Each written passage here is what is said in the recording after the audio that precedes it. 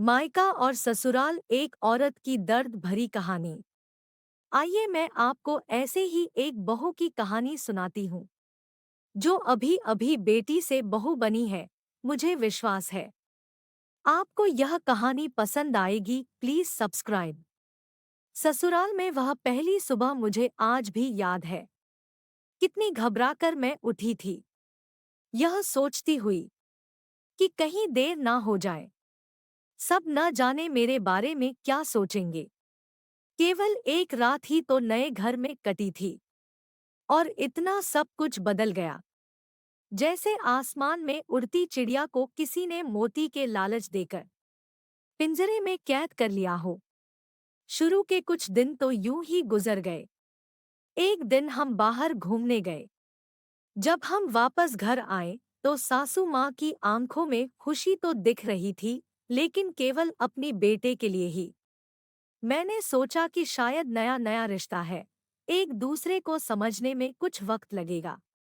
लेकिन समय ने जल्द ही एहसास करा दिया कि मैं यहाँ बहू हूँ, इसलिए मैं जैसा चाहूँ वैसा नहीं कर पाऊंगी।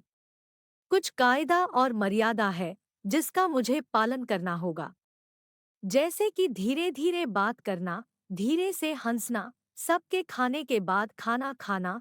यह सब आदतें मुझे अपने आप आ गई। माँ से भी बात कम होने लगी, जिसकी वजह से मुझे पीहर की याद आने लगी। ससुराल में पूछने पर कहा गया कि अभी नहीं, कुछ दिन के बाद जाना।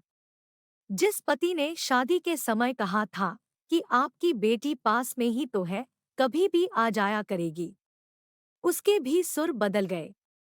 अब मुझे धीरे धीरे यह समझ में आ गया था कि शादी कोई बच्चों का खेल नहीं है। इसमें केवल घर नहीं बदलता, पूरी जिंदगी बदल जाती है। अब मैं कभी भी उठकर अपने पीहर नहीं जा सकती। यहाँ तक कि पीहर वालों को भी मुझसे मिलने के लिए पूछ कर आना पड़ता है। पीहर में जोर जोर का हंसना, कभी भी कहीं भी चला जाना, रसोई में से कुछ भी उठा कर खा लेना, अपनी मर्जी का करना, यह सब यादें बनकर रह गई। अब मुझे समझ में आने लगा था कि क्यों विदाई के वक्त सभी लोग मुझे गले लगाकर रो रहे थे। असल में मुझसे दूर होने का एहसास उन्हें हो रहा था। लेकिन एक और बात थी जो उन्हें अंदर ही अंदर परेशान कर रही थी, कि अब जिस सच्चाई से मुझे इतने दिन दूर रखा गया है, वह सच्चाई मेरे सामने आने वाली थी। पापा का यह झूठ कि मैं उनकी बेटी नहीं, बेटा हूँ, अब और दिन नहीं छूप पाएगा, जो कि उनकी सबसे बड़ी चिंता थी, कि अब उनका बेटा, जिसको कभी भी बेटी होने का एहसास नहीं कराया था, जीवन के इतने बड़े सच से सामना करने जा रही थी।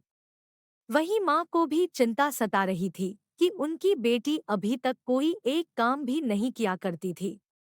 अब वह पूरे परिवार की जिम्मेदारी कैसे उठाएगी। सभी लोग मेरे इस विदाई और पराये होने का दर्द जान रहे थे, सिवाय मेरे, इसीलिए वह सभी लोग रो रहे थे। आज मुझे समझ आ गया कि उनका रोना गलत नहीं था।